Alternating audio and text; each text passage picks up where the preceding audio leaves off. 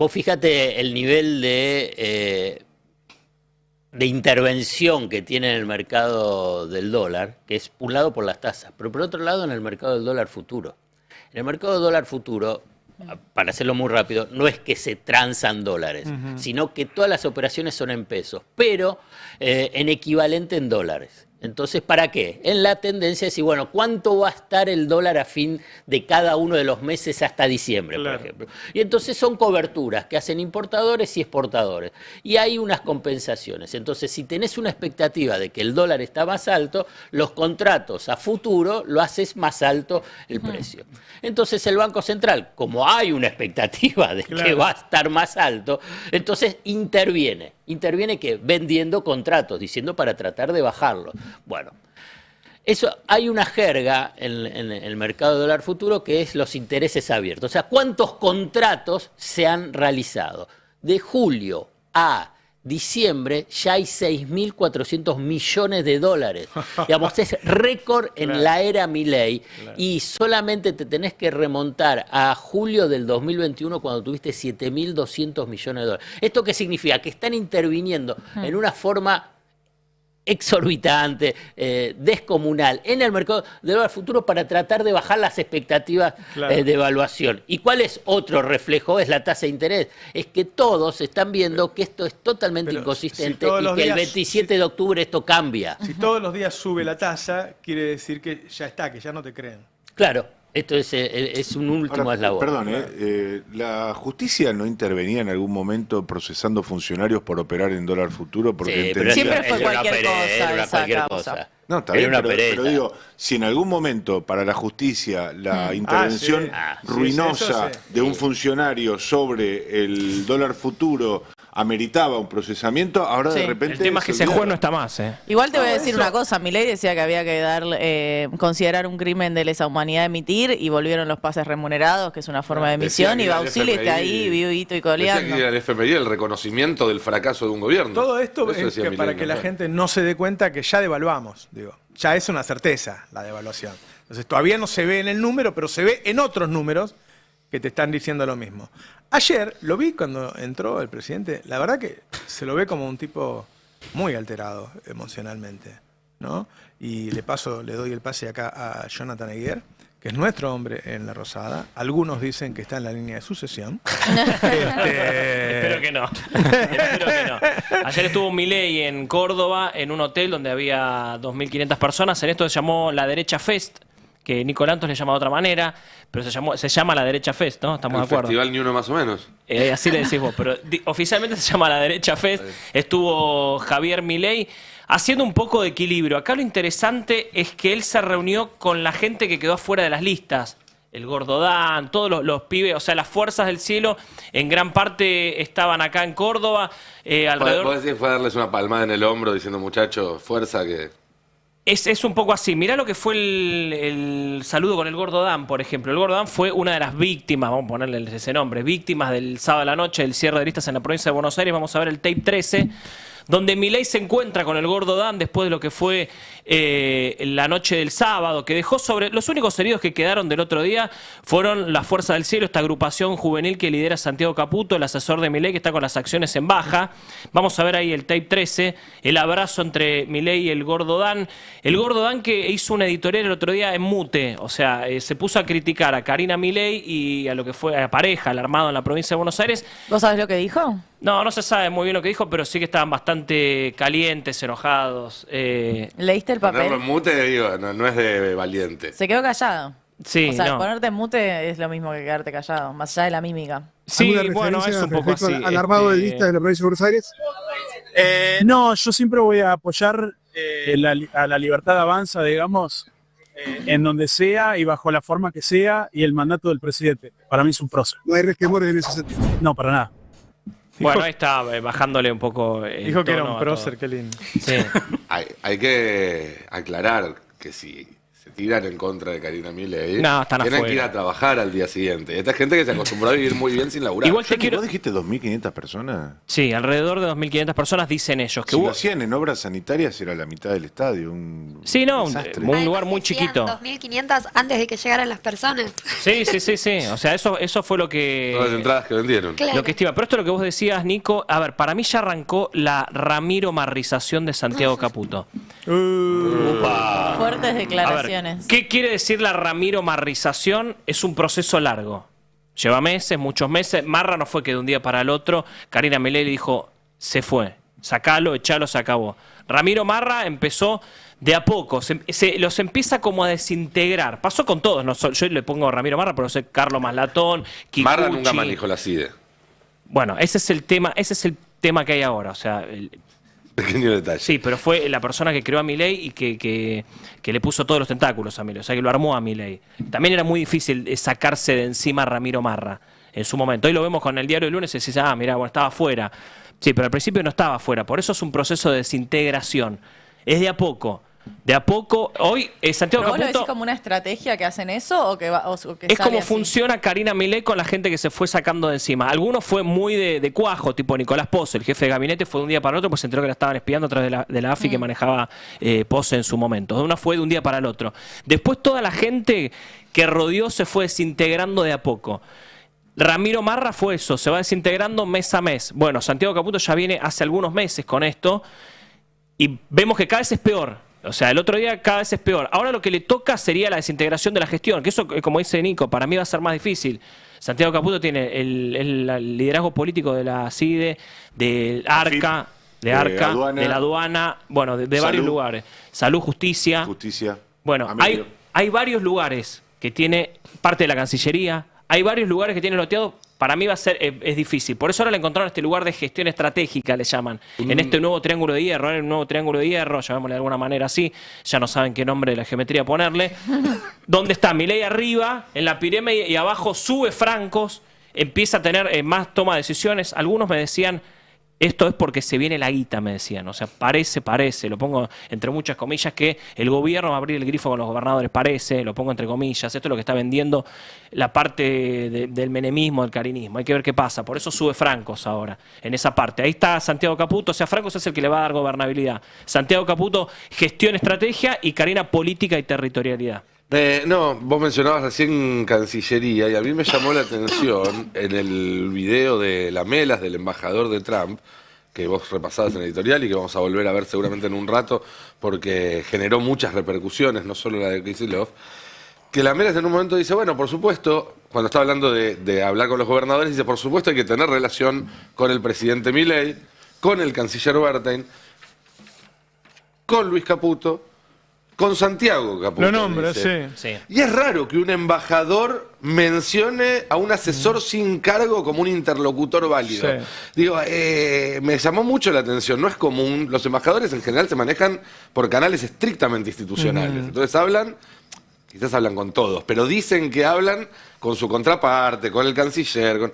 Que aparezca Santiago Caputo ahí, por un lado le sube el precio, pero por otro lado da cuenta de lo difícil que es correrlo, en todo caso, de un esquema de... Búsquenlo, de recién poder. cuando lo pusieron, yo había pedido uno más largo y no llegó a la parte de las provincias. Es como que por ahí hay que pasar Bueno, en un dos. rato lo podemos repasar. Por ahí hay que pasar dos para porque completarlo. esa es la parte clave. Vamos a ver algunos greatest hits que dejó Milei ayer. Vamos a ver el tape número 1 donde Milei agita a cantar, bueno, contra Néstor, una serie de barbaridades que pasaron ayer en este encuentro de Milei, el Gordo Dan, el biógrafo de Milei, todo lo que es la derecha a diario, bueno, toda la parte que a Milei le gusta, que es esta parte de la batalla cultural, que es una oda a la violencia. Vamos a ver el tape 1 donde Milei agita a cantar, mira.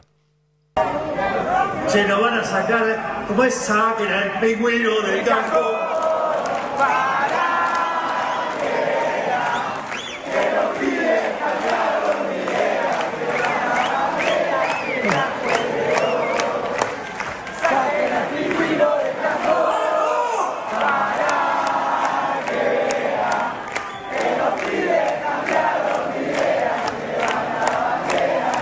Bueno, Milei ahí agitando la violencia con una barbaridad total.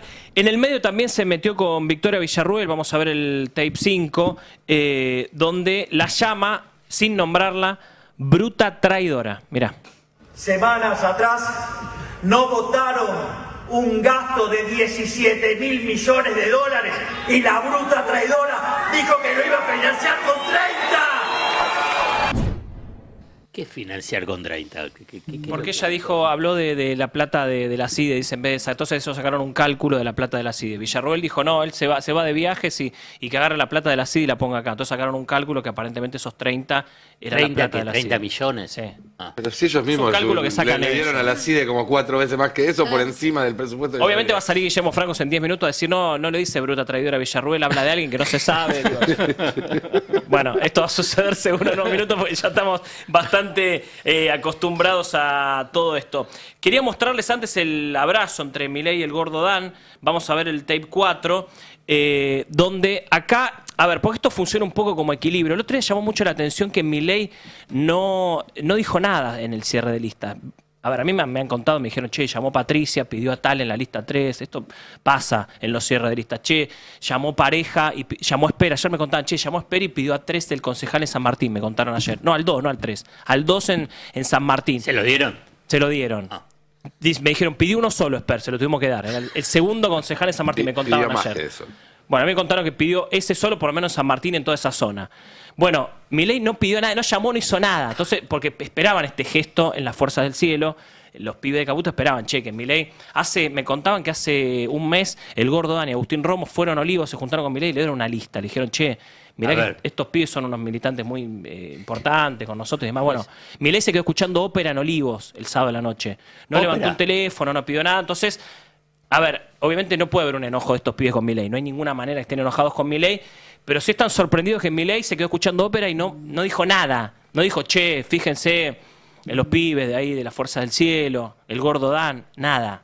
Bueno, esto sorprendió. Estaba nublado el cielo. Algo pasaba. Evidentemente algo pasaba ahí. ¿Hasta dónde él puede manejar a la hermana, no? Él podría haber... Lo que pasa es que él no se quiere meter en esto, pero él podría haber intercedido, podría haber hecho algo.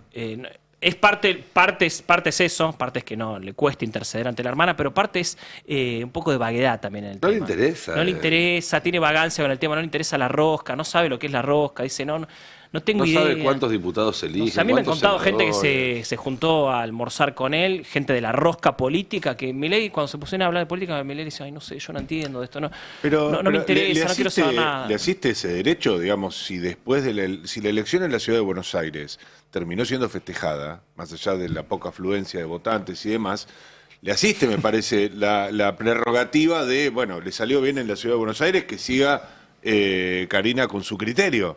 Sí. Bueno, el salir bien y el salir mal son cosas de la familia, ¿no? Viste que vos estás en la familia y dices, no, si van a hablar de política me voy. Sí, o viste que en la familia a veces pasa, che, vos encargate de esto, yo llevo la ensalada rusa, otra cosa no sé hacer. Ahora que lo decís. Sí, es cosa muy de la familia, pero quería mostrarles el emotivo abrazo entre el Gordo Dan y Milei. Vamos a ver el tape 4, ahí donde se ya me lo abrazan. anunciaste 3 veces. Sí, pero bueno, qué sé yo, viste cómo es esto, se anuncia, son promesas. El gobierno le prometió plata a los gobernadores y no le dio nunca. Yo estoy prometiendo el video del Gordo Dan con Milei y bueno, ya en un momento va a aparecer. A Balbín Perón. Algo va a pasar en un momento. Ahí está, mira. Ahí está, estamos viendo Milei. Dura segundos. Ahí está, beso, emociones. Ahí está, el Gordo Dan con Milei. Y atrás. Núñez, ese creo que era. Qué bárbaro, che. Bueno, ahí está el Gordo Dan y Milei en un abrazo emotivo. Una forma de decirle, perdóname, Gordo, te dejé afuera. Lo dejé afuera a todos. Pero bueno, acá estamos. Y te quiero, aparte, mostrar algo. Vamos a ver la placa 2A y 2B, porque es parte del discurso de Milei.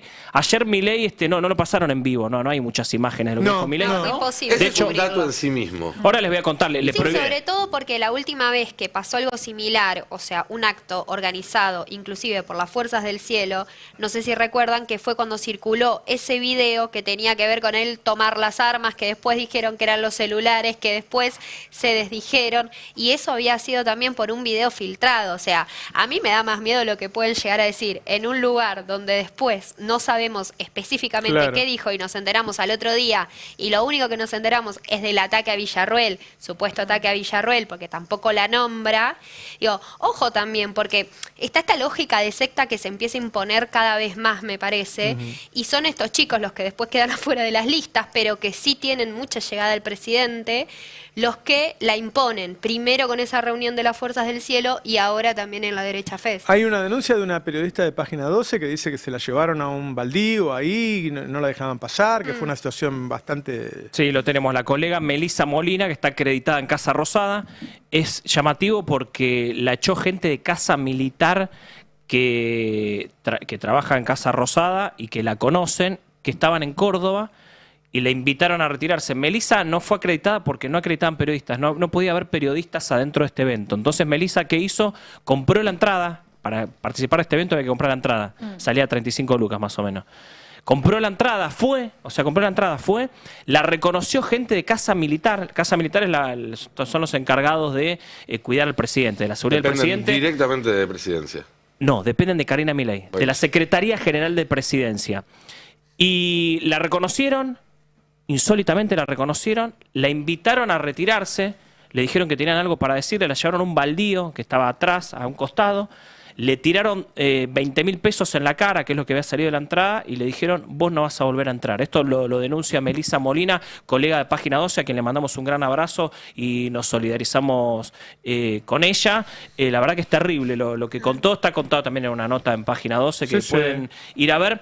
Pero en este discurso de Milei, donde no pudo entrar ningún periodista, se coló algo de esto, se pudo saber qué se dijo. Vamos a ver a la placa 2A y 2B, donde Milei da un mensaje raro con respecto a lo que fue el cierre de listas, porque él lo que dice es, ustedes son los soldados que van a dar la batalla cultural, que es la que le va a dar sostenibilidad en el tiempo, este camino de gloria que estamos iniciando desde que llegamos al gobierno, o sea, los llama soldados que van a dar la batalla cultural, pero hay otra placa también, la que sigue, donde Milei le habla directamente a estos pibes, porque hay un debate ahora sobre las redes y la territorialidad, donde claramente ganó Sebastián Pareja, o sea, ganó lo viejo, ganó la casta acá. O sea, los pibes que tuitean desde el baño, que van a tuitear desde el baño, que están en un bar y están tuiteando contra cualquiera, contra el kirchnerismo y demás, no le dieron ningún lugar, no existen básicamente en el gobierno políticamente. Y se generó un debate sobre esto. Che, ¿es hacer política entonces tuitear desde el baño? ¿Boludear, estar tuiteando, o es política estar en el territorio, como hizo Pareja con la casta, con los Ritondo, con los Menem y demás? Convengamos, Johnny, que no solo tuitean desde el baño, también tienen un stream. También tienen un stream, tienen trolls, tienen acceso a la Casa Rosada. Tal cual. Tal vez tuitean desde los baños de la Casa Rosada. Pero a la hora de hacer política, tienen altos sueldos para hacer eso. Pero a la hora de hacer política fueron relegados. A la hora de hacer política fueron relegados. Si tenés ahí la placa 2B, donde da otro mensaje, Milei, ahí está.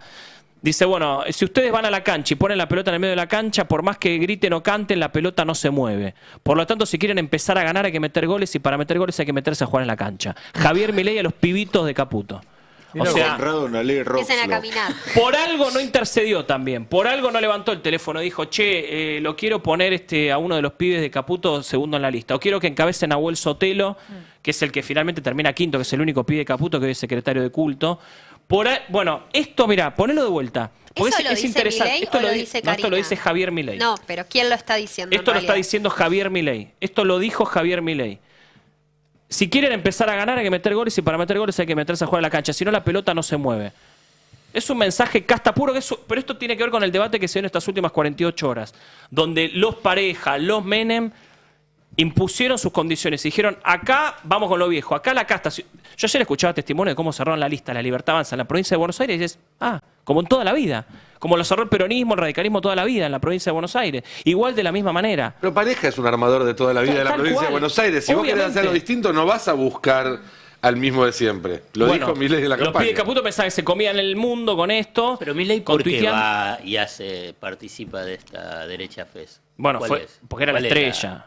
La estrella del... Pero ¿cuál es el objetivo dentro de la batalla cultural? A Milei le encantan estos eventos de la derecha, le encanta. Porque es campaña electoral también. Es un poco campaña electoral, pero aparte él se despliega de otra manera, habla de otra cosa. Aplauden, le dicen que es lindo, te quiero, recaudan. Ayer fue un día de furia en los mercados. Él estaba a los gritos. Vos pasabas los canales de derecha a la noche y hablaban, ¿sabés de qué hablaban? De que los diputados no quieren dejar pasar al baño a la policía y decían, Cristina Pérez decía, acá hay un policía en la esquina. Y yo le dije, ¿querés pasar al baño? O sea, el policía no le estaba pegando un jubilado. Patricia Bullrich manda 1000 policías a cagar a palo a los jubilados todos los días. Los legisladores tienen la dignidad de decir, ¿sabés qué? Si vas a venir a pegar a los viejos, anda a cagar a tu casa. Es muy distinto, Cristina Pérez, al policía que tenés en la esquina, que quiero ver si realmente lo llevas a tu baño. Decía, ¿a ustedes les parece que después dice que son nacionales y populares? Y claro, en el baño de ellos no puede entrar un policía. 1000 tipos que van a pegarle a los viejos toda la semana. Entonces la dignidad del Congreso es, mirá, ustedes son unos represores, acá no cagan.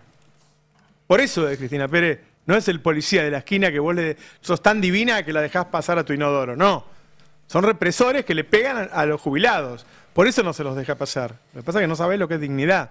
Es terrible. Toda la derecha ayer hablando de... Ese era el tema. ¿Por qué no? Y no contaban... El desastre financiero, cambiario, todo. Por eso la gente no se entera. ¿Te acordás que la crisis de 2001, los que tenían guita se la llevaban? Y la gente no se enteró hasta el último día. Y después se sorprende. Dice, ¿pero cómo? ¿Cómo era? Pero si yo escuchaba y estaba todo bien. Y estaba a caballo y no pasaba nada. Y acá si está Caputo y que es Luis, que si es el mejor de todos y está haciendo un desastre de proporciones con Santiago Bausili y su socio de Anker en el Banco Central. De proporciones. Y la gente no se entera. Están haciendo una nueva burbuja de la deuda en pesos. A una velocidad mayor que la burbuja de la deuda en pesos de Macri. Y dicen que está todo bien, y que no va a pasar nada. No, la noticia de ayer fue los policías que van al baño en el Congreso. Mariano Martín y otro quilombo del gobierno, en este caso con los sindicatos. Sí, parecía que era un rubro que lo tenía bastante bajo control el gobierno, y de hecho está en línea con eso lo que te vamos a contar, la CGT y los sindicatos, pero volvió la atención porque tocaron la fibra más sensible del sindicalismo en estos últimos años. Quiero decir, el sindicalismo referenciado en la CGT, que no es tanto los salarios, no es tanto la cuestión de la carestía de las condiciones de vida, sino las obras sociales. Allí fue donde el gobierno metió mano nuevamente en los últimos días en una medida que pasó bastante debajo del radar y que nos parecía importante volver a poner en escena por las consecuencias que está generando en estos momentos la implementación de esta medida en la discusión entre el gobierno y los sindicatos, que recordemos, está encauzándose a través del Consejo de Mayo, que ayer tuvo su segunda reunión con la participación de la política, el empresariado a través de la Unión Industrial y de Gerardo Martínez como referente de la CGT. Pero te decía esto de una resolución que emitió la Superintendencia de Salud, este órgano de control que trabaja sobre las obras sociales, las prepagas, todo el sistema de salud, la resolución 951 del 2025. Ahí está, se publicó en el Boletín Oficial hace un poquito más de un mes, y pareciera de esas resoluciones que están destinadas a cuestiones meramente burocráticas, que tienen que ver con el sistema de denuncia y de multas al subsistema de salud, pero agrega una serie de aspectos que hacen a las facilidades para los afiliados de obras sociales y de prepagas para denunciar a estas entidades por carencias en la prestación, por no brindar determinados servicios, por la demora o por eludir algunas de esas responsabilidades. En lo esencial lo que hacen es acortar los plazos de esos procesos, multiplicar los valores de las multas. Acortar los plazos, a ver, vamos despacito. Es decir, una persona denuncia a su obra social. Un afiliado, un trabajador va y denuncia a su obra social. Porque no le está dando una prestación o porque no le está dando respuesta respecto a un reclamo. Está pasando mucho eso en este momento, ¿no? Por supuesto, porque todo el sistema está estresado por la baja de aportes, porque cada vez hay más trabajadores informales y porque cada vez los salarios corren por detrás de la inflación. Claro. Es todo parte del mismo sistema. Así es. Entonces, ¿qué hizo el gobierno? Bueno, le da una prerrogativa, quizá la primera, a los trabajadores, pero para que vayan a quejarse a las obras sociales, sobre todo, y les digan, bueno, ahora el expediente que a veces tardaba 2 años, se va a tener que resolver en 30 días. La multa, que era algo bastante exiguo y que prácticamente nadie pagaba, ahora va a llegar a los 30 millones de pesos y se van a poder acumular muchas multas. O sea, es una presión sobre la obra social para que dé cuenta de los reclamos de los afiliados. Hasta ahí entiendo eso. Hasta ahí entendiste perfecto, pero te invito a, si estás en el canal de YouTube, si estás mirando en Telecentro, a que sigas el artículo 10, que es lo que más despertó preocupación en los gremios, que es una cláusula transitoria. ¿Qué dice la cláusula transitoria? Básicamente que, si bien se sabe que la normativa siempre se aplica hacia adelante, no existe algo como una normativa con efectos retroactivos, porque es inconstitucional en nuestro ordenamiento jurídico. Se dice que algunas, y ahí lo estamos remarcando, lo estamos resaltando, algunos expedientes iniciados antes de esta resolución podrán tramitar con los valores y con los tiempos de esta nueva resolución. Básicamente lo que le están diciendo es, vos tenías un problema, vos tenías un expediente que estabas bicicleteando, bueno, ahora a ese expediente viejo le vamos a aplicar los tiempos y los valores de la... Y esto que la CGT lo tomó como una agresión a ellos, no como una ayuda a los afiliados. Lo que empezó a pasar, Roberto, es que en tiempo récord, esto es una medida del 12 de junio, y ya te digo, tenía que tener una aplicación de un mes para esa tramitación express de los expedientes.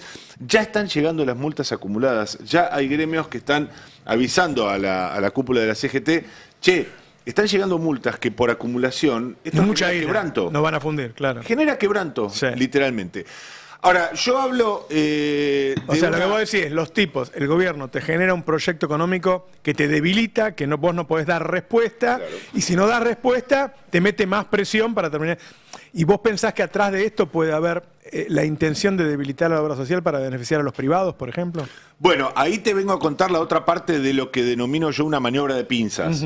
Porque no es solamente administrar una presión que incluso hasta podría ser beneficiosa para los afiliados, de acuerdo a cómo la interpretemos, porque también hay un correlato de esta presión, Roberto. También hay un lado B, que es de qué manera el gobierno sugiere a los gremios, a las obras sociales, que pueden administrar estas nuevas condicionalidades. Bueno, ahí es donde aparecen algunos personajes que están bastante fuera del conocimiento público, pero que me parece importante si los podemos poner en la placa. Primero que nada está el nuevo superintendente de salud, porque son además maniobras que tienen una temporalidad muy, muy evidente.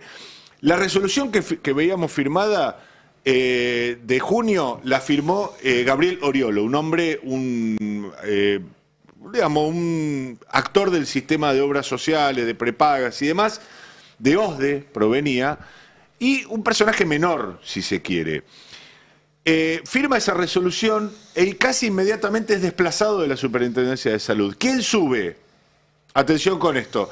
Este es el tercer personaje que vamos a mencionar. El que sube a partir de julio, en este desplazamiento que se hizo muy, muy subterráneamente, es Claudio Stiebelman. Claudio Stiebelman es el nuevo superintendente de salud, un hombre que tiene muchos señalamientos en el sector, que está muy vinculado a una prestadora de salud llamada Modum.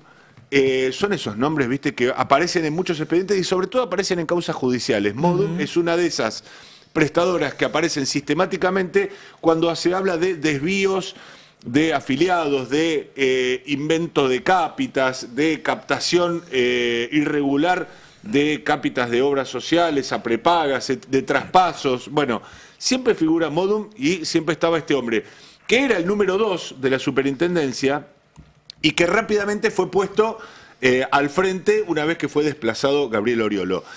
Y el otro hombre que... ¿Vos decís que hay alguna intención, hay alguna lectura que estás haciendo de ese ascenso de este tipo? Bueno, por supuesto. De hecho, parte de las recomendaciones, lo que te dicen los funcionarios de manera más velada es, vos tenés esta resolución que te va a quebrar, te va a fracturar. ¿Sabés qué podés hacer? Podés arreglar de alguna manera. Una de las maneras es contratar una consultora. La consultora es la consultora SAS de este hombre. ¿Quién es este hombre? Juan José Picón. Juan José Picón es el actual número 2. Ya cuando dijo consultora, ya puso... Y Picón. El actual número 2 de la Superintendencia de Salud, que era un informático. Acá vos pensás que no estamos hablando nunca de médicos, nunca estamos hablando de especialistas de salud. Acá siempre hablamos de contadores, siempre hablamos de personas que se dedican a las finanzas. Y en este caso, por alguna razón, el número 2 de la Superintendencia de Salud es un informático. Desconocemos cuál será su abordaje respecto del mundo de la salud. Lo cierto es que llega de la mano de Claudio Stiebelman, digo bien, asciende en la Superintendencia de Salud y, oh casualidad, es el fundador de una empresa de insumos de software para facilitarles la vida a las obras sociales. Ahí es donde empieza a cerrar un poquito, ahí la tenemos, la empresa SAAS. ¿Y de qué manera la consultora va a salvar de la quiebra la obra social? Bueno, lo que le dicen a las consultoras es, mirá, vas a tener muchos problemas administrando los reclamos, nosotros te armamos un software a medida para que esos reclamos puedan encauzarse rápidamente, para que los expedientes, para que además los expedientes que tenés para la percepción, para el reembolso de prestaciones ante la misma Superintendencia de Salud lleguen más rápido. Es decir, es una empresa que está técnicamente del otro lado del mostrador de la Superintendencia de Salud, claro, pero que está íntimamente ligada a el vínculo con las obras sociales. Lo que hacen desde ahora la O sea que los tipos te apretaron y ahora te vienen a dar la solución con la consultora. Sí, en otros momentos, Roberto, e incluso ahora también se hablaba de otros tipos de... No tengo forma, por supuesto, y los dirigentes sindicales no tienen tampoco forma de hacerlo, de darte precisiones al respecto, pero en algún momento se hablaba de personajes que eran parte del ecosistema de las obras sociales, que iban a los gremios y les decían, che, tenés un problema, veamos alguna forma de resolverlo. Sí, esto es algo que es histórico, el pase de gorra, por decirlo muy vulgarmente, es algo muy tradicional y puede ser ejercido por personas que tienen responsabilidades de gestión o bien por aquellos que dan a conocer un cierto vínculo que no tiene correlato con la realidad.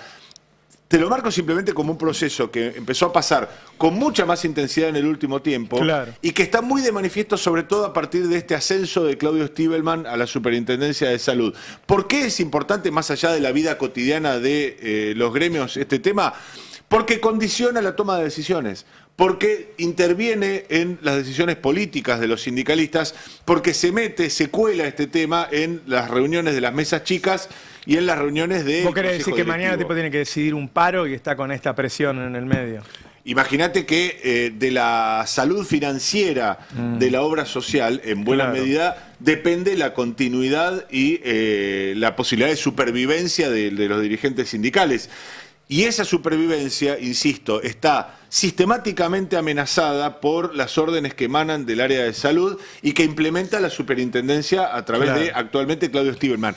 Es sistemático, Roberto, esto. Lo que se está viendo es, los gremios habían visto en algún momento que les cortaban los mecanismos de asociación con las prepagas, esto de los traspasos o de las triangulaciones que se había hecho moneda corriente de la década del 90 para ahora. Después habían vuelto parcialmente atrás. Ahora vuelven a la carga con esta resolución 951 del año 2025. Es una historia en desarrollo, pero cuando vos veas que los dirigentes sindicales desalientan a veces la toma de algunas medidas de fuerza o te sorprendés con algunos dirigentes sindicales este tipo de presiones que son tradicionalmente... Así los disciplinan. Digo, hay muchos dirigentes sindicales que son tradicionalmente reivindicativos, confrontativos, etcétera, etcétera, que de un día para el otro los ves firmando acuerdos salariales en la línea que pide Luis Caputo. Bueno, acá se explica buena parte de eso. Acá se explica por qué quienes tradicionalmente empujaban a sus afiliados a las calles, a las protestas, hoy están sentados en la mesa chica de la CGT diciendo este es el momento de negociar y no golpear. Y después el contexto en el que se da, ¿no? A veces la gente dice, no, bueno, pero me bajan la inflación y me solucionan el problema. La cantidad de problemas que te está generando por atrás. Por ejemplo, la desintegración de las obras sociales, porque cayeron los salarios, porque hay más desempleo, porque hay más empleo negro, y hay un momento en que eso termina quebrando. Sí, vos ves a lo largo de los tiempos, siempre los dirigentes sindicales te dicen, de acuerdo a cuál sea el tiempo económico, la obra social sustenta al sindicato. Bueno, en esta etapa es exactamente al revés. El sindicato está poniendo plata para sostener la obra social.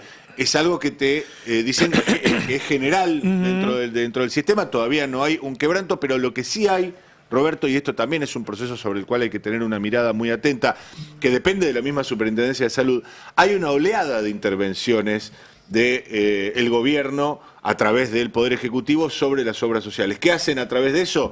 Capturan estructuras, capturan territorialidad, capturan cápitas, es decir, afiliaciones, muchas veces con argumentos de peso. Claro, vos ves obras sociales que tienen probablemente algún movimiento fraudulento o difícil de explicar, pero lo que hacía Jorge Triaca en la época de Mauricio Macri era más o menos lo mismo, tomarse de algunos expedientes, de algunas irregularidades para apretar, para capturar una estructura. Claro. Bueno, hoy se hace, en ese momento se hacía a través de jueces federales, hoy se hace directamente a través del Poder Ejecutivo. Me llegaron varios casos de personas cercanas a mí, con casos graves que no están dándole respuesta en las obras sociales, para medicamentos incluso que hacen que personas estén postradas y qué sé yo, y que no se está dando respuesta de obras sociales y de prepagas. Bueno, vos fíjate, hace muy poquito se había dicho incluso, Roberto, y Federico Sturzenegger hizo una gran bandera de todo esto, que eliminaban la triangulación, que finalmente iban a cortar con el curro. Yo le preguntaría a cualquier afiliado de una prepaga que lo hacía a través de una obra social y que ahora va directo, si mejoró, si se abarató su vínculo con esa prepaga. No se abarató, para nada. Bueno, yo no he visto ningún caso y digo, sobre eso hizo una bandera el gobierno, al revés, que cortaba un curro. ¿Qué fue?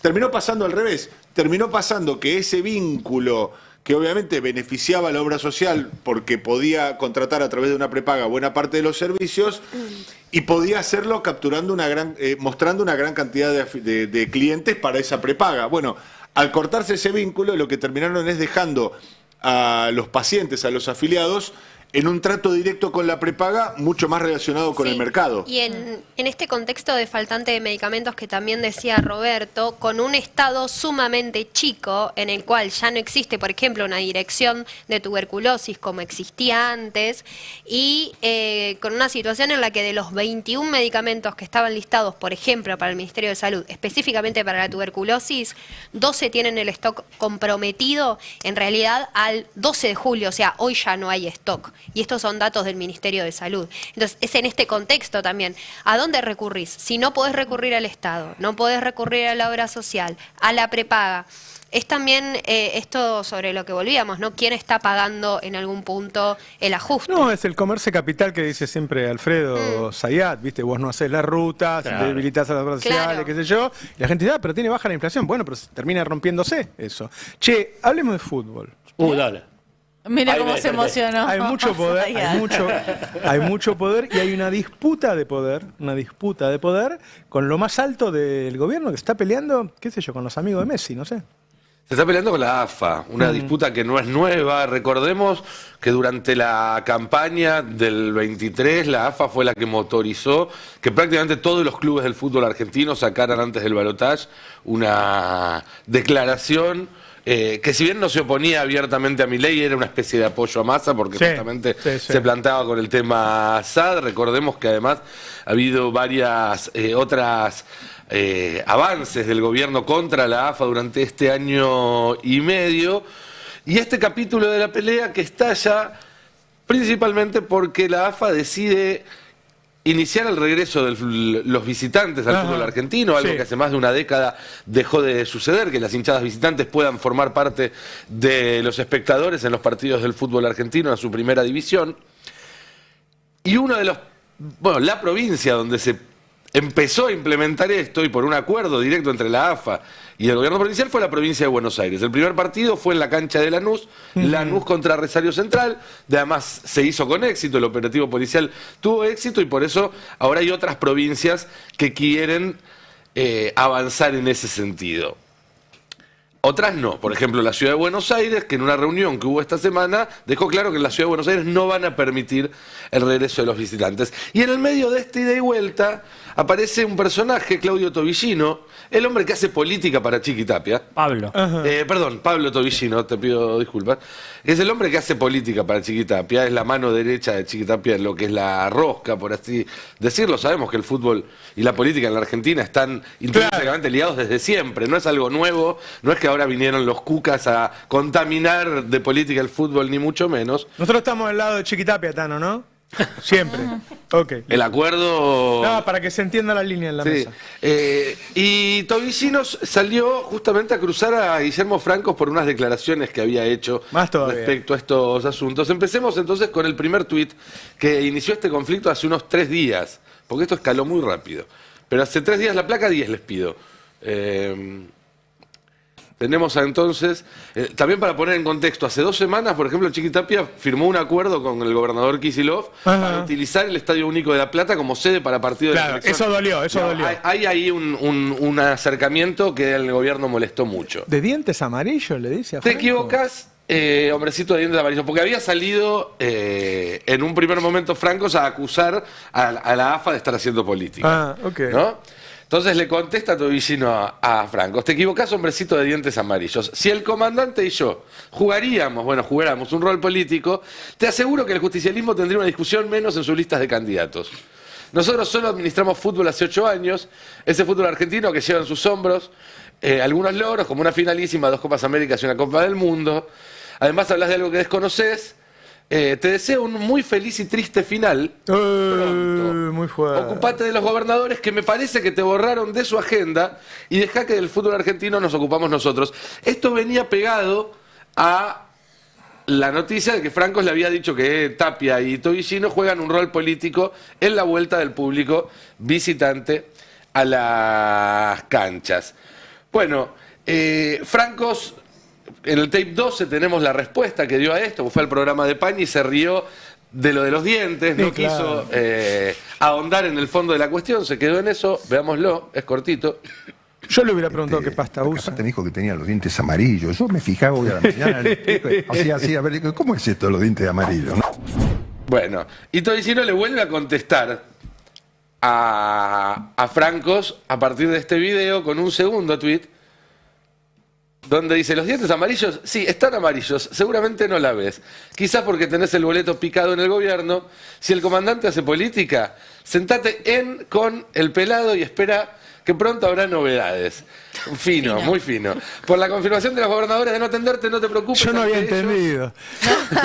Están más pinchados. Era Pañi. Pensé que era Pañi por el video. No, por el Pañi, porque esto cita el video que acabamos de ver. No solamente Pañi.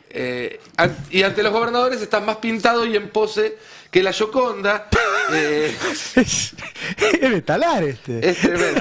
No se metan a hacer metáforas, si no... si hay un Después problema... quiere venir una cunza a decirte que la montaña, que el barco... claro. No, señores, es así. Y la ¿No puede decir lo mismo de otra forma? No. Ay, mirá, ay, Alfredo de Alfredo de Palermo. Palermo Rúcula. Palermo Rúcula. Y ante esto, Patricia Bullrich respondió, pero respondió de una manera muy particular, porque respondió con una carta documento, pidiéndole a Tobillino que se retracte. Dice: al tesorero de la AFA, que se cree con derecho a desearle la muerte al jefe de gabinete, retráctese o enfrentará las consecuencias.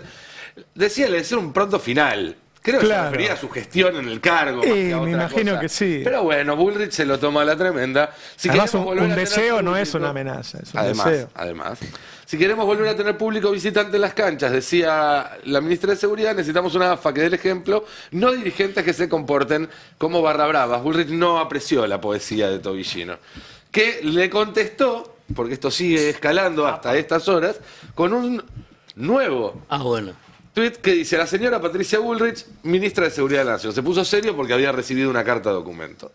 Señora ministra... Ahí habló con el abogado, me parece. He recibido su carta documento en el cual pretende usted señalarme los límites de la expresión y, más insólito aún, darme lecciones sobre lo que constituye o no violencia.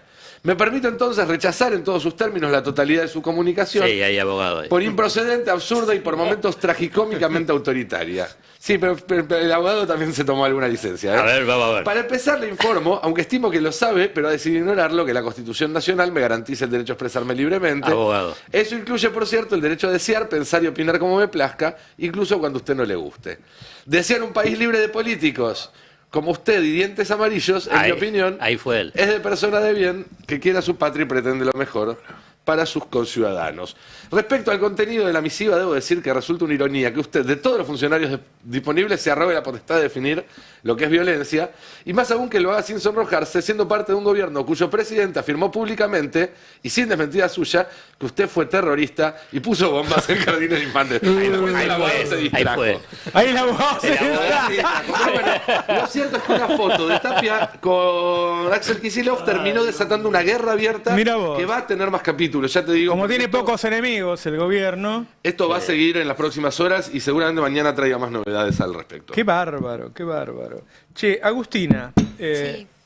¿Lo tenemos a Axel? Aguantame un poquito, Dale. Agustina. A ver, habla Kicillof en Berazategui. A ver, ponelo. De la misma historia, de las 1.400 viviendas que hoy abandonó el insensible y el cruel presidente Milei. Esa historia acá en Berazategui, gracias a Musi, gracias a una política del gobierno provincial, para 660 familias empieza a tener un final feliz. Esa lucha, ese empeño, ese trabajo.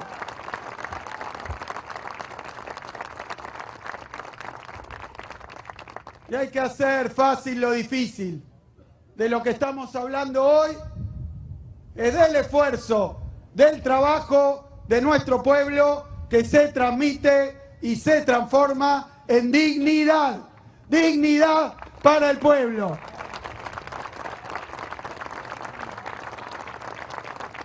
Estas viviendas, allá por 2010, gobernaba Cristina, se empiezan a construir, pero luego, en 2015, cambio de gobierno.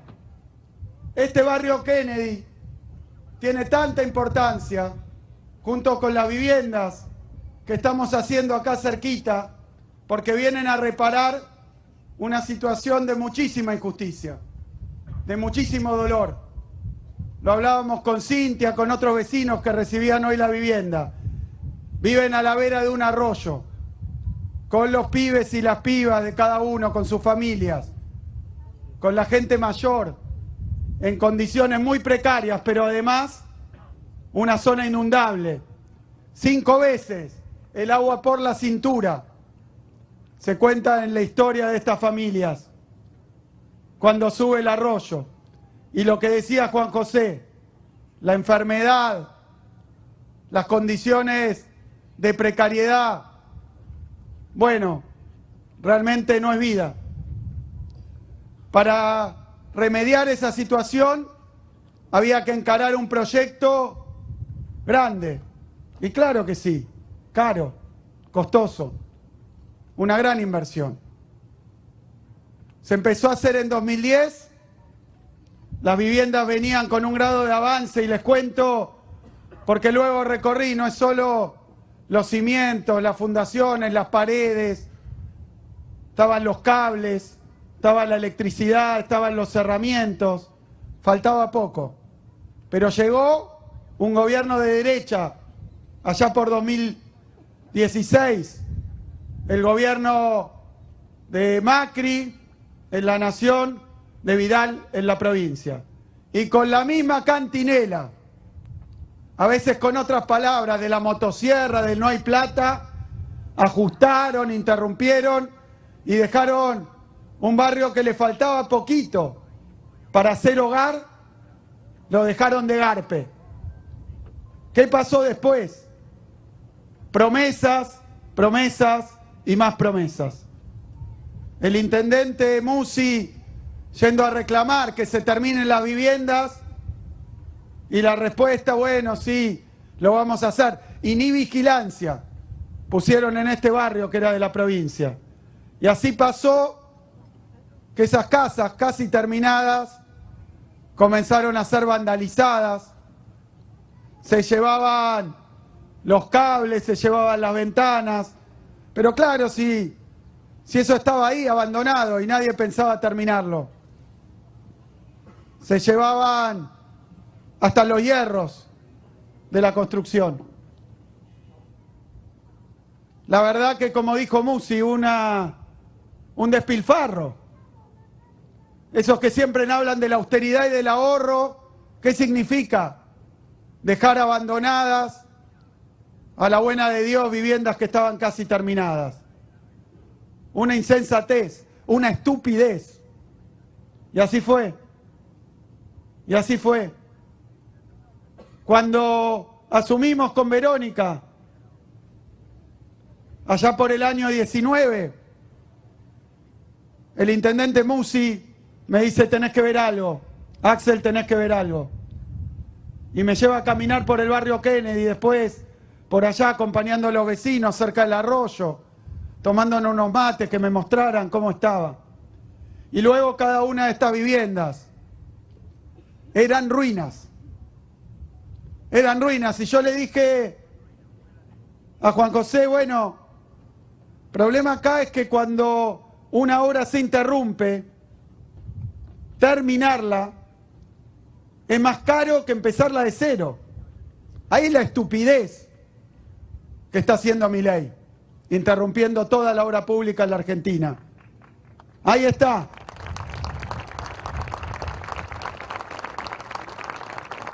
Irracional.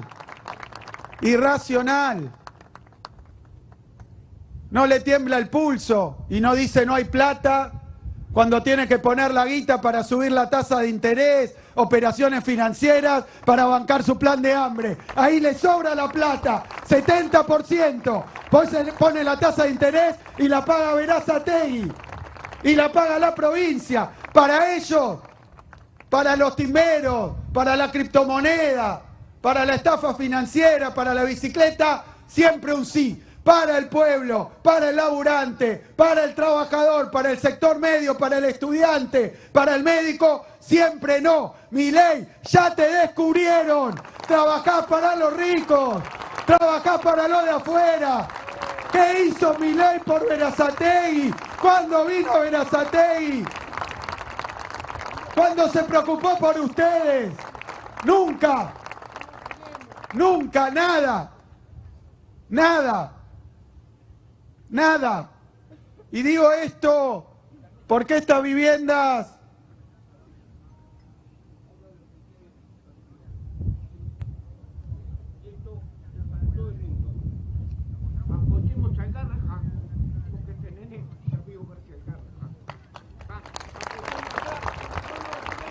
voy a contar la historia de Esteban y de Abraham. Muchas gracias, ahora lo cuento yo, muchas gracias. Acá está el daño. Acá está el daño que hacen con su motosierra, la famosa motosierra. Se lleva vidas la motosierra, se lleva vidas. Por eso estas viviendas, contaba, interrumpidas, las recorrimos y ahí está la emoción de Juan José. Porque me dice Axel, no sé cómo, porque sé que es una inversión enorme, pero estas viviendas hay que terminarlas. Porque no hablan solo de cada familia que se va a mudar a vivir acá, que sale de esa situación de riesgo permanente, de insalubridad. No es solo eso. Estas viviendas son un ejemplo también de que por más difícil que esté, por más complicado, por más que a veces gobiernos como el de Milei nos quieran llenar de miedo y de tristeza, como dijo Juanjo, si trabajamos en unidad, si trabajamos para donde hay que poner las prioridades, al final está la dignidad, al final está el laburo, al final está una vida mejor. Y esto muestran estas viviendas, que trabajando con responsabilidad, que haciendo lo que hay que hacer, que poniendo los recursos donde más hacen falta, las cosas llegan. Bueno, Axel Kicillof claramente haciendo lo que hace todos los días, pero en este caso claramente de campaña. Parte de la reacción de Milei ante esta caída en su intención de voto es atacar a los periodistas y ha hecho, en este caso, mucho foco en Julia Mengolini. Sí, bueno, recién me parece que lo que estaba diciendo Axel, estaba esta frase de Milei, ya te descubrieron, trabajás para los ricos. Sí. El problema me parece que está en quienes dan a conocer esto, ¿no? Los que aportan datos y muestran justamente quiénes están pagando el ajuste. Recién también Alfredo preguntaba, ¿por qué va Milei? Bueno, hay algo que tiene que ver con la construcción de sentido alrededor de lo que es este ser liberal que él crea, que tiene que ver con esto, ¿no? Con un odio que va más allá y un odio que es específico también contra los periodistas. Así como tenías la casta y la no casta, en esta idea de supuesta moralidad en los que unos son mejores que otros, también están los periodistas ensobrados o periosobres, como dice, y los otros, que en definitiva los otros son los que justamente aplauden cada cosa que hace y que no cuestiona nada. Entonces, ¿qué pasó? Ahora redobló la apuesta, porque la estrategia venía siendo denunciar a periodistas específicamente. Lo sufrimos acá también, con Ari, con Nico. Bueno, ahora va directamente contra los medios. Ojo, en Estados Unidos está pasando algo parecido también. O sea, no es casual tampoco lo que está haciendo. Pero bueno, ayer en la fiesta esta, la Derecha Fest, estaban también festejando, no los lugares en las listas que no consiguieron, pero sí estaban festejando este ataque desmedido contra los periodistas. Había una charla específica que tenía que ver con el odio hacia los periodistas, que la organizaba Javier Negre, justamente, y... Agarra el micrófono de Johnny que no te funciona bien el micrófono. Perdón que estoy... Decíamos... Javier Negre es supuestamente un periodista. Socio de la Derecha Diario. Justamente lo que él decía es, hay que odiar a los periodistas, yo soy uno de ellos. Negre, recordemos, perdón, Agus, que se tuvo que ir de España porque fue, bueno, lo engancharon inventando una noticia. Básicamente lo echaron del trabajo y no conseguía trabajo en ningún otro lado porque quedó escrachadísimo, lo engancharon inventando una noticia. Eso no es hacer periodismo. No. Si les parece, vamos a ver el tape 3, lo que él decía antes de llevar adelante esta charla en la fiesta de la que poquito pudimos conocer. Grandes medios, no ensobrados, manipulan. Por ejemplo, en el caso de mi ponencia, viene gente del equipo de Trump a contar cómo ellos confían ya más en los medios de influencers, en los medios virales que en los medios tradicionales. ¿Cuáles son los medios ensobrados? Los medios ensobrados yo siempre lo digo, es decir, tú a mí siempre, sabes que te tengo respeto, me has invitado, he dado mi versión, podemos discrepar, pero tú a mí por un sobre no vas a dejar de invitarme, me explico. Pero sí hay medios que tú le pagas plata y cambian su línea editorial. O hay medios como Clarín que usan su poder para tratar de hacer el tema de Telefónica, para tener una situación de abuso de poder. Está bien, pero ¿cuáles son los? Lo entiendo, pero ¿cuáles son los ensobrados? Que pues ensobrados hay que cobra un sobre. Un medio ensobrado, por ejemplo, el concepto ensobrado es Kicillof, 60% de población en Argentina, y está manteniendo al abogado de Mengolini, por ejemplo, está pagando... No lo mantiene. Es empleado. Es empleado de la provincia de Buenos Aires. Juan Grabois. En el disenso. Mezcla todo, sí, dice que Grabois es empleado de Kicillof y además esta construcción de que Grabois solamente es el abogado de Mengolini en la causa que, como habíamos contado, impulsó el gobierno contra la periodista después de hacer una campaña también de violencia política y digital en las redes sociales, ¿no? Pero entonces, no es empleado Grabois. No, por eso digo que confunde absolutamente todo, pero tiene que ver con eso también. Parte de la estrategia es decir cualquier cosa y que algo va a quedar. Es lo que también llevaron adelante con Mengolini, o sea, para ellos el periodismo ensobrado es el que hace política, es el que muestra justamente el ajuste, pero bueno, son los enemigos, esa es la dicotomía. Y como decíamos, algo similar también hizo Trump, y en esta fiesta hubo también representantes de Estados Unidos. Ajá. Y si quieren lo escuchamos en el tape 4.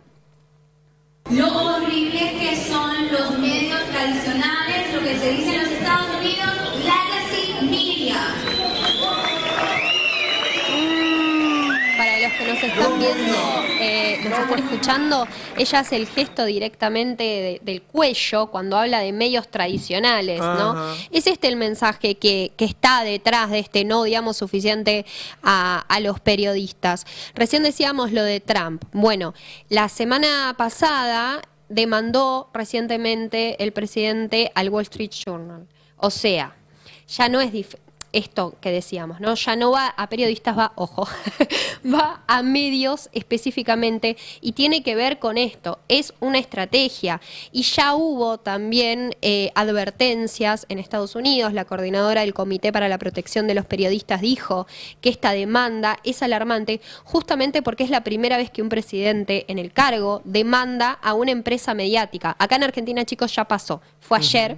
Y lo tenemos también para compartir en la placa 1, porque el gobierno de Javier Milei, a través de la administración del Garrahan, denunció a Futurock por haber llevado adelante una transmisión que lo único que buscaba era visibilizar el reclamo de los trabajadores, como hacemos acá constantemente, pero con una radio que se montó en las instalaciones, que después los trabajadores mismos también dijeron que no había en ningún caso molestado ni a la atención ni nada, porque además todo esto es en medio de un conflicto muy grave, pero las autoridades del Garrahan salieron a decir que esto afectaba el ambiente clínico y podía alterar la cotidianidad de pacientes y familias. Y escucha esto, impulsando un aumento innecesario del estrés. No, porque en realidad los pacientes no están estresados porque no tienen medicamentos, Claro. porque sus médicos se están yendo del hospital que ellos conocen, a donde llevan a sus nenes desde hace años. No están estresados por eso, están estresados porque tuvieron que entrar, ni siquiera es que tuvieron que entrar por otra puerta, sino porque a Mengolini se le ocurrió hacer el programa de radio desde ahí. O sea, estrés tienen los médicos. Pero en la placa 2 estuvo la respuesta también de Garrahan de pie. Y ahí está justamente, no se afectó la atención de pacientes, ya que se ubicó sobre la entrada del personal y no sobre la de los pacientes. Estos son los trabajadores del Garrahan. Estos son los trabajadores del Garrahan que están llevando adelante el reclamo desde hace Porque ayer meses. la TV de derecha decía, no, el Garrahan, y le daba la entidad de lo que No, nosotros queremos, no. denunció a Mengolini. No, tenemos que diferenciar la deshonestidad intelectual de los administración. Total, mentirosos. Hay que diferenciar. Bueno, pero tiene que ver con eso también. Mintamos, total, algo de todo esto va a quedar. Hay que diferenciar bien claro. Una cosa es la administración del Garrahan, que son, por ejemplo, los que tuitean hablando y engrandeciendo también a los médicos que trabajan, diciendo hoy se hizo esta operación, pero al mismo tiempo no van a las conciliaciones, no se acercan a dialogar con los médicos que están reclamando un sueldo que no esté por debajo de la línea de pobreza. Entonces, una cosa es la administración, otra cosa son los residentes, otra cosa son los médicos de planta. Pero son unas paraduras, dijeron que esto interrumpió. Por eso. Y la gestión, lo que está interrumpiendo el buen funcionamiento del Garrahan es el gobierno. Y en todo caso, es eso, eso es lo que está interrumpiendo el Garrahan. Yo te agregaría una mirada nada más, pero tengo la sensación de que, como en esto, que a todos claramente nos parece un disparate, una ridiculez, siempre la maniobra es reactiva, defensiva, civilizada. Y no estoy tan seguro de que esté dando buenos resultados esto de decir, no, ¿saben qué? Falta la parte de la propuesta. No, es que ¿saben qué? No es verdad que estábamos impidiendo, al contrario, ustedes son los malos. Yo la verdad que me parece que hay que hacer no, bueno, yo creo que es un debate. Yo lo hablaba el otro día con unos amigos que decía, a ver, si de repente la política va a tener que ponerse a la altura de las circunstancias, bueno, en lugar de decir, bueno, pero no se fue a la casa de Spert, hacer campaña con un inodoro. Hablando del caso Spert, digamos. En este caso, por ejemplo, se podría hacer otro programa en el mismo lugar, invitar a todos los trabajadores del Garrahan a que formen parte de ese programa y apoyen eso, e incluso llamar a quien hizo la denuncia y sacarlo al aire, o al juez o al fiscal, para que dialogue con los trabajadores. Justamente lo que no hay es diálogo, ese es Vos lo el decís problema. que Y eso es lo está que viendo denuncian como los una trabajadores. victimización del lado nuestro, Sí, y siempre esa- en lugar de, mirá lo que me hicieron y qué sé yo. Yo entiendo la respuesta institucionalista, creo que es lo que a cualquiera más o menos bien nacido le surge Pero no inicialmente. está dando resultado. Eso de defender... A ver, es que alguien te pase por la calle y te diga, vos sos reptiliano, yo sé que abajo de tu piel hay escamas. Y vos te la tengas que empezás a sacar, defenderte sí, con no. argumentos racionales diciendo, no, mira, vení y rascame porque no tengo nada. A mí lo que me gusta de la propuesta de Nico también es pensar que se había hecho exactamente lo mismo 10 días antes, lo había hecho Radio con vos, con Ernesto Claro. Tenenbaum, no pasó nada. Sí. Digo, queda muy claro y muy en evidencia el odio particular que tiene este gobierno con Julia Mengolini y con Futurock. Entonces también debería haber otro tipo de reacción desde los medios de decir, pará, ¿cómo puede ser que que vaya a una radio, lo haga y no pasó nada de lo que le denuncian a la otra radio que hizo exactamente lo mismo en la misma mesa con la misma cantidad de personas y ahí sí es un problema. Lo que pasa para que el ahí, disculpame, Julia, con el patrocinio como abogado de Grabois, denunció directamente a Milei. Claro, eso fue y este es el vuelto. Por eso estaba diciendo que tenía que ver con esto, pero retomando un poco lo que decía Mariano, no hay que perder de vista que la reacción en todo caso tiene que ser política, pero no se la podemos reclamar a los trabajadores en algún punto. No, está claro. Tiene que venir pero está claro también, y que queda claro, muy patente en este caso, que está la política muy atrasada respecto de la ciudadanía. Sí. Todos los actos que hemos visto, los más valiosos, los más fuertes, los más reactivos de resistencia, de respuesta, han surgido mucho más de la sociedad civil que de la política tradicional. La clase política, si se quiere, está viniendo atrás, pero los trabajadores, digo esto porque cuando fue el conflicto con los residentes, por ejemplo, están en inferioridad de condiciones, después encima les cambiaron el esquema y fueron con todo, pero también se dijo esto, bueno, terminaron arreglando. Ojo, hay que entender también y ponerse en ese lugar de encarar una lucha y al mismo tiempo sabiendo que, sobre todo en las carreras médicas, te pueden arruinar completamente la carrera, te pueden dejar afuera del hospital público pediátrico más importante del país, cuando justamente hay años detrás de profesión, hay años detrás de preparación para estar ahí, pero bueno. A mí me parece que igual hay que discutir el tema más en general, ¿no? Es decir, este tipo de agresiones violentas del gobierno a distintos sectores, ¿cómo se responden? Porque si no somos siempre los pobrecitos, mira lo que me hicieron, qué sé yo, y me da la impresión de que ahí es donde no da resultado, te pones en un lugar de víctima que no te suma, ¿no? Te desempodera incluso, qué sé yo, si querés. Reforzar la noción de que sos parte de una generación de cristal que no se banca ninguna y que llora republicanismo e institucionalidad frente a cuestiones que la verdad que o no habría que contestar o habría que cambiar el eje o habría que, pero digo, desmontar cada una, hacer el chequeado online de cada uno de estos disparates, a mí me parece que... Lo que pasa es que las respuestas además son limitadas. Tienen que ser muy inteligentes, porque vos fíjate, Esper putea a la hija de Cristina un día de manera pública. Al otro día van y le tiran caca en la puerta y lo meten a todo preso. Exacto. Claro. Tenés todo el aparato policial del Estado, Estado, la respuesta colectiva también, ¿no? Porque uno podría decir, bueno, empieza este juego de denuncias contra denuncias. Bueno, ¿qué le podemos pedir a Julián Pergolini, pobre, que está viviendo una situación súper estresante y violenta hace un montón? Bueno, ahí es la reacción colectiva del resto. Por eso me parecía interesante pensar, bueno, cómo nos posicionamos y qué es política y qué es colectiva, porque no le puedes pedir a la persona que está siendo atacada en particular que pueda resolver o pueda salir de ese espacio de victimización que es justamente ahí es donde tiene que entrar el colectivo a defender. Yo hablé mucho durante la campaña del 23 de esta idea del meme del perrito grande y el perrito chico. El peronismo durante muchísimo tiempo en la Argentina era el perro grande, era el partido del poder, era el que, según incluso la narrativa de los otros, no te dejaba gobernar si estabas en el gobierno, con el que tenías que sentarte a arreglar, y ahora pareciera haberse corrido un lugar más pasivo. Que no sentía pudor por el ejercicio del poder. Exactamente. Claro. Ahora pareciera estar ¿Es la en un lugar generación más de usted delante? No sé. Se enojan y no estoy tan de acuerdo. El peronismo no son mi generación, es gente más no estoy tan de acuerdo con el tema. El peronismo sigue estando, por eso están tan nerviosos en el mercado y la derecha. Mencionan que todo el desastre que hacen es porque existe la posibilidad que vuelva el peronismo. Tenés a la líder dentro de la fuerza política, la ponen presa y hubo movilizaciones.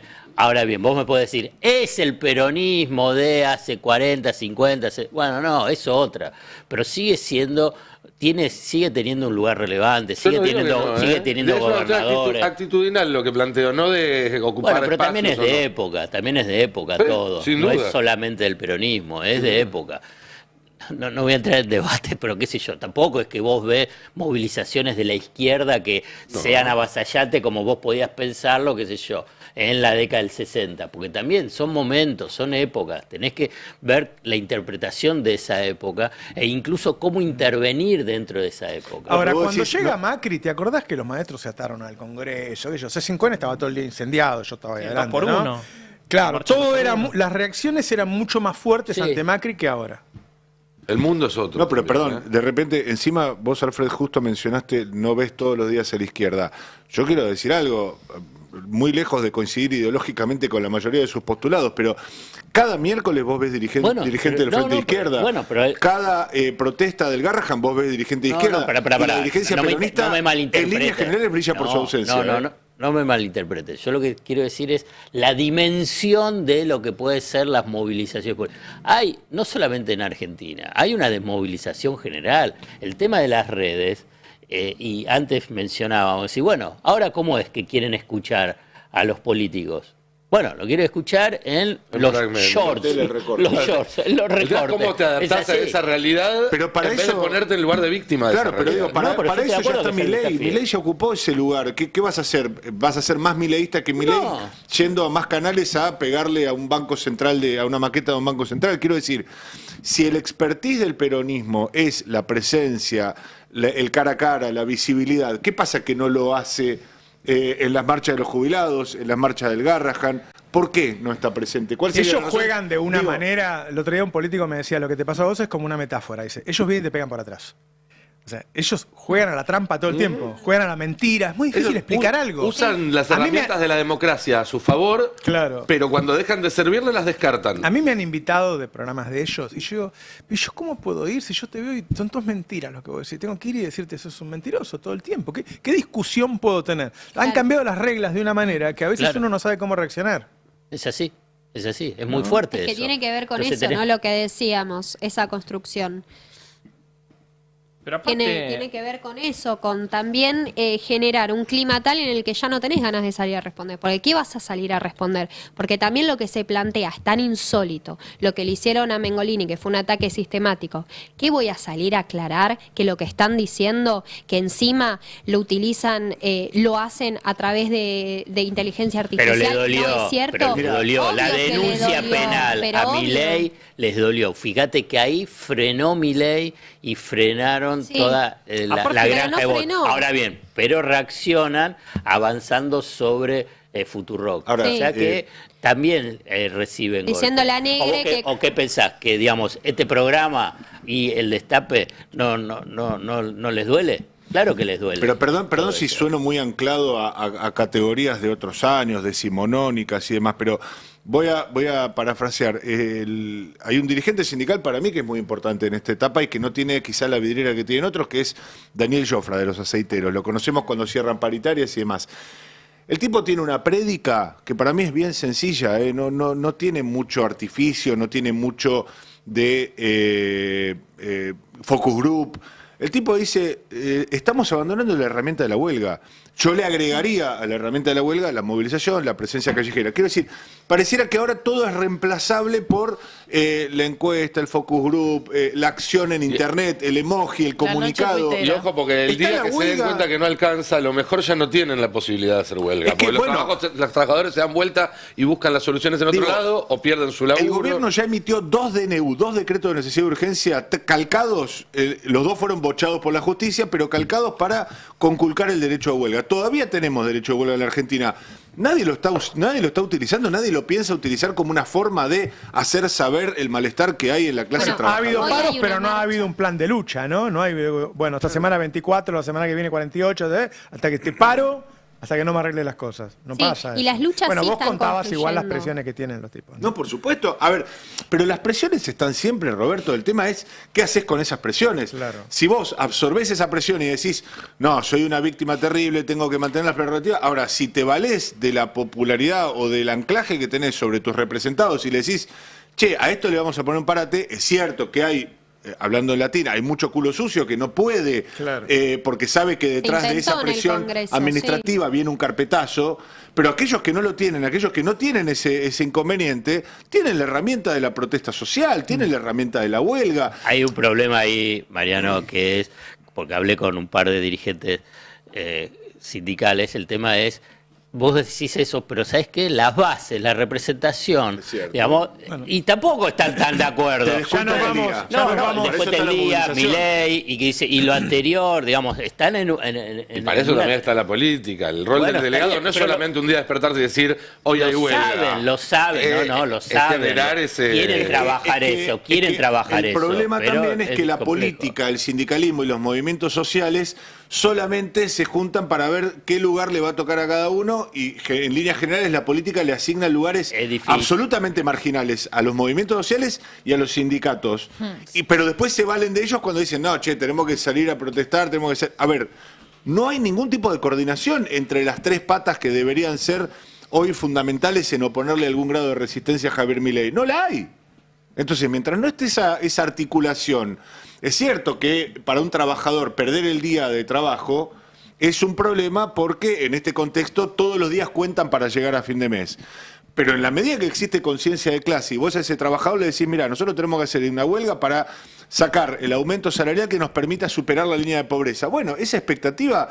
Al fin y al cabo, Javier Milei trabaja sobre la misma expectativa diciendo, hoy la estás pasando horrible, la estás pasando mal, pero en algún momento la inflación va a desaparecer. La inflación no desaparece y tiene un núcleo duro que todavía lo banca. Claro. ¿Por qué no van a tener un núcleo duro aquellos que inviten a la pelea, inviten a la épica? Lo deben tener. Bueno, nos tenemos que ir, ya llega Adrián Murano con sus verdades afiladas. Gracias por acompañarnos, mucha gente como en todos los últimos días. Un abrazo a todos y a todas. El Destape 1070. Radio y punto.